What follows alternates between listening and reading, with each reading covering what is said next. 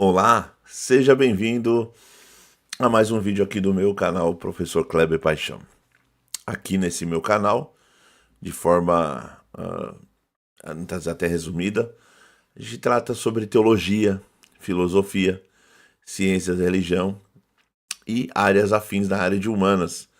Então, vai ter muito conteúdo interessante aqui para vocês e de bom grado aqui. Então acompanhe. Quem gostar do canal, se inscreva, curte, compartilhe entre os amigos para que haja mais alcance das pessoas. Hoje eu vou fazer um vídeo rápido, mas antes de mais nada, muita gente pergunta para mim, professor, o senhor tem curso? Como que eu entro em contato? Então, eu vou deixar meus contatos na descrição do vídeo. Olha lá na descrição do vídeo, tem todos os meus contatos, os links, o meu Instagram, tudo que você imaginar tá lá. Então acesse e entre em contato comigo. Tem alguns cursos muito bacanas, muito top, vale muito a pena. Tá bom? E é isso. Agora, hoje, eu pretendo falar um pouquinho, assim, de forma bem resumida, sobre a palavra mistério, que é uma palavra que é muito utilizada de forma até técnica na teologia. Né? Ah, Muita gente vai ler livros de dogmática, de sistemática, vai lidar com a palavra mistério, mas não sabe em que contexto ela é utilizada e assim por diante. O que podemos dizer é o seguinte: a palavra mistério, tanto a sua raiz como a sua desinência, ela traz a ideia de calar-se, de silêncio, de silenciar-se. Provavelmente correspondia aos ritos de iniciação das religiões gregas, das religiões órficas, onde tinha as chamadas religiões de mistério. Por quê? Porque tinha essa conotação de reverência. Então o mistério tem esse quê de oculto, de reverência, de calar-se, de algo que você não tem acesso de forma tão fácil. A palavra mistério no Novo Testamento, quando ela se insere no Novo Testamento, tanto no Novo como no Antigo Testamento, traz a ideia de algo que, principalmente você vai ver isso em Daniel, algo que está escondido lá no futuro. E que se Deus não revelar, você não tem acesso. Porque o futuro, para nós seres humanos, não existe. Enquanto você não viver ele, ele é futuro. Mas ele em si não existe. Quando o futuro chegar, ele também deixará de existir, porque ele será presente. Mas como o presente está passando, ele também não é um presente, ele está passando, então ele é passado. Então, teoricamente, o ser humano ele tem passado do presente e passado do futuro, tá bom? Mas voltando à questão do mistério. Então, no Novo Testamento e no Antigo você vai ver isso. Mas na teologia paulina, ou seja, do apóstolo Paulo, você vai ter uma peculiaridade. A palavra mistério traz a ideia de algo que estava oculto em Deus e que Deus, na plenitude dos tempos, Deus ocultou até dos anjos e arcanjos, de todas as hierarquias celestiais, e na plenitude dos tempos revelou por amor de nós, por um amor que ele tinha ao homem, ele revelou na plenitude dos tempos, que é o Cristo, que é o Verbo, que é o Evangelho, que é a salvação, é o mistério que estava escondido em Deus. Então, por isso que na teologia paulina, os anjos têm acesso agora a esse mistério através da igreja. Por isso que para Paulo e a igreja primitiva, os anjos se faz presente no culto. Porque o culto é a revelação de Deus para os céus. Deus se revela para os céus através da igreja, através do culto cristão. Por isso que o culto cristão é de suma importância. E ele não é um encontro social, né? Hoje em dia, infelizmente, as pessoas na internet falam: arrume-se comigo para ir para o culto. E beleza, possa ser que você não tenha nada contra, mas aquilo não é um encontro social. Ali não tem o que da vestimenta, que é importante. Vestimenta sadia, uma vestimenta que não cause malícia e tudo mais, é importante. Muitas outras pessoas brincam antes do culto e depois do culto, mas para a igreja primitiva o culto era importante. Os anjos se faziam presente. Por isso que na mentalidade de Paulo, quando a mulher não honra a sua cabeça, que é o homem, ela ofende o homem e ela ofende isso na presença dos anjos, né? Na presença dos anjos. Então a gente tem que tomar muito cuidado. O culto cristão sempre foi de suma importância. A reverência, a devoção, ela tem que ter, ainda tem que ter. Na minha época, quando eu frequentava os cultos, na minha juventude, o culto sempre teve aquele quê de reverência, de humildade, de simplicidade. Hoje em dia virou, infelizmente, em vários locais, né? Não vamos generalizar, mas ela virou um encontro social, infelizmente. Mas tem muita igreja ainda que leva muito a sério o culto. Chega com temor e tremor, como diz lá no Monte Sinai, né? Quem tocasse no monte seria apedrejado. De tão terrível que era aquela visão, o autor aos Hebreus fala. De tão terrível que era aquela visão, poderia acontecer isso. Então, Deus está presente, você tem que ter temor e tremor. Tá bom? Mas a palavra ministério para Paulo tem essa conotação. E sempre vai estar ligado depois, você vai ver nos pais da igreja grego e nos pais da igreja latino, você vai ver em Orígenes, do lado grego, do lado latino você vai ver em Ambrósio, Tertuliano, a ideia de mistério como ligado aos sacramentos da fé cristã. Principalmente você vai ver o batismo, que é um rito de iniciação para adentrar a fé cristã, é um mistério. A ceia do Senhor, a Eucaristia, é também um mistério em si. Então o mistério tem esse quê de você, ao mesmo tempo, alcançar, é uma dialética. Você alcança, mas ao mesmo tempo você não alcança. Você visualiza porque o mistério é mostrado para você. Eu sempre digo em aula que o mistério cristão é um mistério revelado. Ou seja, se é um mistério revelado, eu posso celebrá-lo. Eu posso cantá-lo. Eu posso louvá-lo. Eu posso me aproximar dele. Mas eu não vou ter domínio sobre ele. O mistério é assim. Você celebra, você canta, você louva, mas você não tem domínio sobre ele. Isso é o mistério de Deus. Por que domínio, professor? Porque se você tivesse domínio, você faria o que quisesse com o mistério. Inclusive, você ia desmembrar ele todinho para mostrar tudo para ele. E aí deixaria de ser mistério, seria um enigma. Você decifrou o enigma. Mistério não se decifra. Ele continua sempre oculto. Então há uma dialética em Deus de o mostrar-se se ocultando e ocultar-se se revelando. E também tem um quê de Deus sempre eu ser silêncio e palavra. Por isso que na Trindade o silêncio é próprio do Pai. Pai é o silêncio inefável, fonte inesgotável. E o Filho? O Filho é o verbo, é o falar-se do silêncio. É o sair-se do silêncio para falar. Né? Então, e o Espírito Santo é o encontro entre o silêncio e a palavra.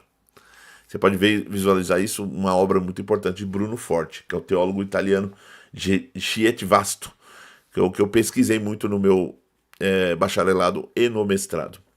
Pois bem, então nós temos aqui um quê de mistério nesse sentido, envolvendo a questão dos sacramentais, dos sacramentos.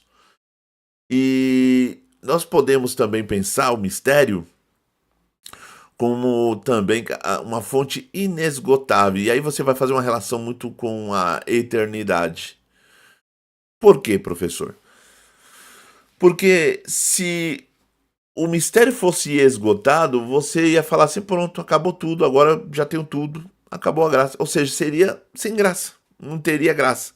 Qual é a graça do mistério? Que ele se dá a nós, por isso que é graça.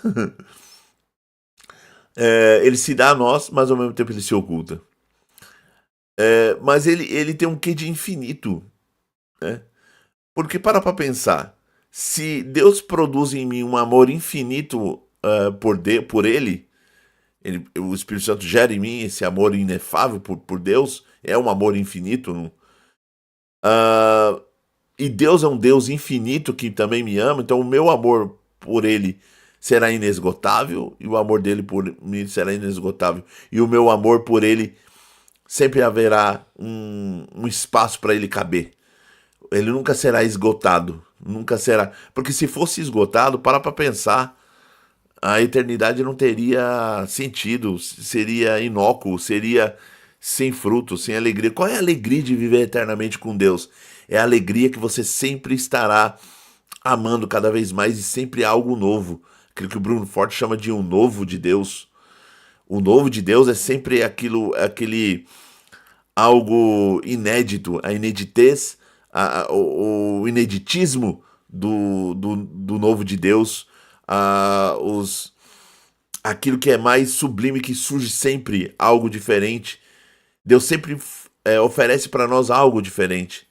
Por isso que o profeta dizia: novas são cada manhã.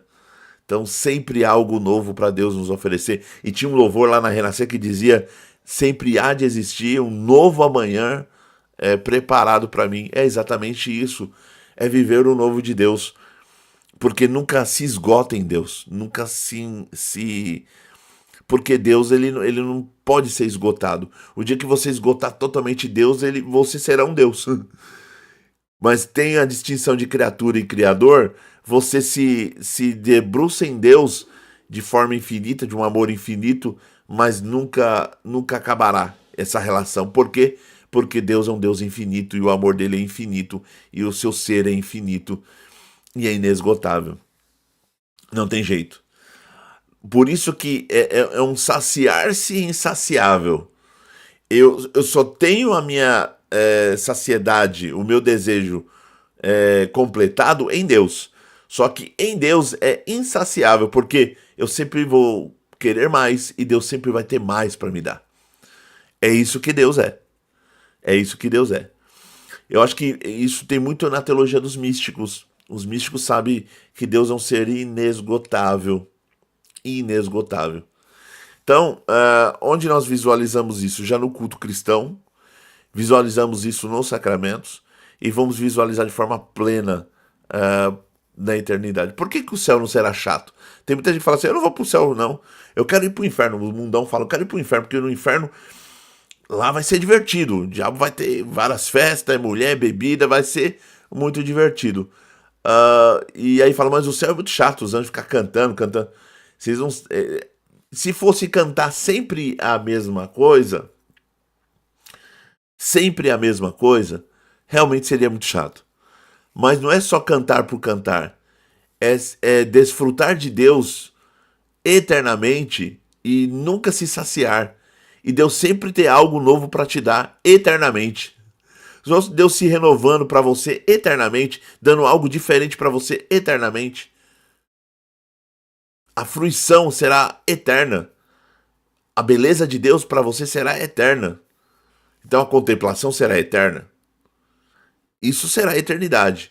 Então ela não será chata. Ela será linda, maravilhosa. Por isso que na eternidade, celebrar com a Trindade, cantar com a Trindade, com Pai, com Filho e Espírito Santo, na eternidade, será uma beleza sem fim. Celebraremos, cantaremos por toda a eternidade. Por isso que fala que toda lágrima será enxugada. Não haverá mais choro, não haverá mais dor, porque a alegria será plena, não tem lugar para choro, não tem lugar para dor, não tem lugar para morte, não tem lugar para ruptura, não tem lugar para divisão, não tem lugar para perca, tem lugar só para ganho, e ganho sublime. É isso. Por isso que os céus, por isso que a eternidade não é chata, né? A eternidade não é chata. Por mais que a gente pense que a eternidade, como dizia Agostinho, é um dia para Deus, é um dia eterno, porque o ontem nunca se afasta, o amanhã nunca vem e a noite nunca declina, é um eterno dia. Isso é eternidade para Deus, passado, presente e futuro, num instante só para Deus. Mas quando desfrutaremos para Ele, diante dEle, celebraremos diante dEle um culto eterno. Isso que é viver com Deus, é celebrar para Ele um culto eterno. Porque Ele é um Deus eterno e celebraremos um culto eterno. E dentro desse culto eterno, proclamaremos um amor eterno, que é o amor dele para conosco e o amor nosso para com ele. Isso que é eternidade, isso que é viver com Deus para sempre, de forma infinda. E nunca termina, nunca se sacia, nunca será enjoativo, nunca será repetitivo, sempre será algo novo, inédito, virginal. Isso é sublime. Isso é viver com Deus. E isso é pensar o mistério. E isso também é um termo que você vai encontrar na teologia trinitária. Por quê? Porque na teologia trinitária você pode vislumbrar algumas questões. pensar de forma analítica, da teologia analítica, da filosofia da religião. Você pode pensar alguns aspectos dogmáticos do concílio de Nicéia, concílio de Calcedônia, você pode pensar tudo. Mas lá no final, você se ajoelha e você oferece para ele uma devoção, cultua ele e se silencia. Mistério é silenciar-se diante dessa beleza inefável que é Pai, Filho e Espírito Santo, que eu falei e ao mesmo tempo não falei nada, porque ele é essa beleza que as minhas palavras não vão poder descrevê-lo. A minha linguagem é limitada para falar que Deus é. Então por isso que na teologia trinitária e também na questão do mistério tem sempre um quê de apofatismo. Que é apofatismo, professor? É a teologia negativa. E o que é teologia negativa, professor? É algo para... a teologia que você faz sinal da cruz é negativo? Não. Teologia negativa é aquela teologia que você parte do pressuposto que é muito mais fácil dizer o que Deus não é do que dizer o que ele é. Dizer o que ele é difícil, porque a linguagem minha é limitada. Então eu vou dizer o que ele não é. Quando eu digo que Deus é onipotente, não, ele não é só onipotente. Ele está para além da própria onipotência. Ele está para além da ideia de todo poder. Ele é onipresente, ele está para além da onipresença. Ele é amor, está para além da própria palavra amor. Ele transcende a própria palavra amor. Então eu não posso dizer que ele é amor, porque ele transcende a própria palavra amor. Isso, então, falar de mistério, falar de teologia trinitária, falar do Deus cristão, celebrar o Deus cristão, estar no culto, tem um quê de apofatismo, de reconhecer que a minha cognição sempre será limitada diante de um Deus incognoscível, mas que se comunica, se revela. Eu tenho ele, mas eu não domino. Aprenda isso. A revelação vem a mim. Eu acato ele. Eu posso falar sobre ele, pensar sobre ele, teologizar sobre ele, mas eu não posso dominá-lo. Eu não consigo pôr os mistérios em rédeas e dizer, fica aqui comigo. Não dá para fazer, porque ele se esvai das minhas mãos e as minhas palavras não conseguem captar ele, porque ele está para além da própria razão, da própria linguagem. Esse é o Deus cristão, esse é o Deus misterioso. Tá bom? Eu sei que muitas das vezes as pessoas falam que teologia é chata, eu diria para você que teologia é sublime. Teologia cristã é reflexão sobre o Deus cristão. De forma racional, mas sabendo os seus limites. Tá bom? Quis aqui pensar com vocês. Como que eu posso ver alguma coisa, professor? Dá umas dicas boas aí de livros. Vou indicar algumas aqui. Eu separei aqui de forma rápida, tá? Porque eu não tinha tempo. Esse calhamaço aqui, essa bomba aqui, ó. Olha o tamanho. Esse aqui é o Dicionário Crítico de Teologia do Jean Yves Lacoste. Top. Pela editora Loyola. Espero o final do ano, na festa da USP. Tem promoção da Loyola, vale muito a pena. E 2 livros, assim, fantásticos. Um da editora Vida, do Calvin Miller. Essa obra aqui foi o primeiro livro de teologia que eu estudei, que eu li, né, inteiro, há muito tempo atrás. E ele tá conservadinho, tá aqui na minha biblioteca conservadinho. Nas profundezas de Deus. Quando vemos o invisível, ouvimos o inaudível e realizamos o impossível. Aqui ele vai falar sobre João da Cruz e Santa Teresa d'Ávila, a questão dos místicos cristãos, tanto do lado católico como do lado protestante. Essa obra aqui é fantástica.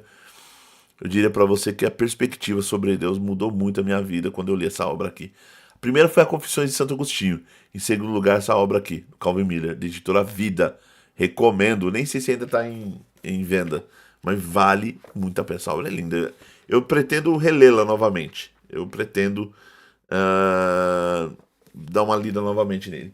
E tem do Félix Alejandro Pastor, A Lógica do Inefável, da editora Santuário.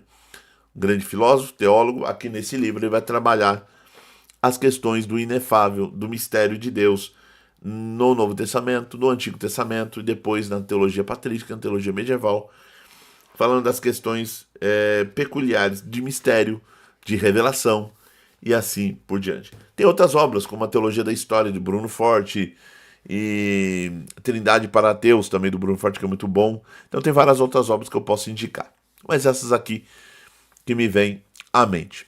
Tá bom?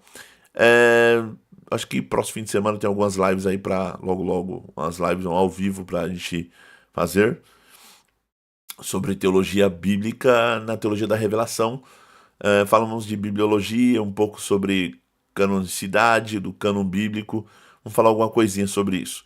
Sempre de forma introdutória, nada muito acadêmico, mas se você quiser se aprofundar academicamente, teologicamente comigo, fazer uma teologia séria, sem essas fanfarrices que você vê na internet, esse romantismo, as pessoas querem romantizar as coisas, acho muito feio isso. Teologia é coisa séria, se faz de forma séria e com responsabilidade. Eu faço teologia com responsabilidade. Os meus alunos sabem disso, é muita responsabilidade. Não brinco com dar aula de teologia. Desde que há mais de 10 anos eu sou professor, eu não brinco com isso. Não brinco. Eu pesquiso, eu leio muito para não falar bobeira na internet. Então eu peço, se tiver interesse em fazer teologia séria comigo, os contatos vão estar na descrição desse vídeo, tá bom? E logo vou fazer alguns vídeos sempre assim. Hoje eu trouxe a palavra mistério, depois eu vou trazer algumas palavras técnicas da teologia no geral e palavras técnicas da teologia trinitária, para que você se ambiente com as palavras da teologia, com o vocabulário, com o dicionário teológico. É importante isso, né? Você precisa pensar comigo, tá bom? Deus abençoe a vida de todos, fiquem com Deus e até a próxima.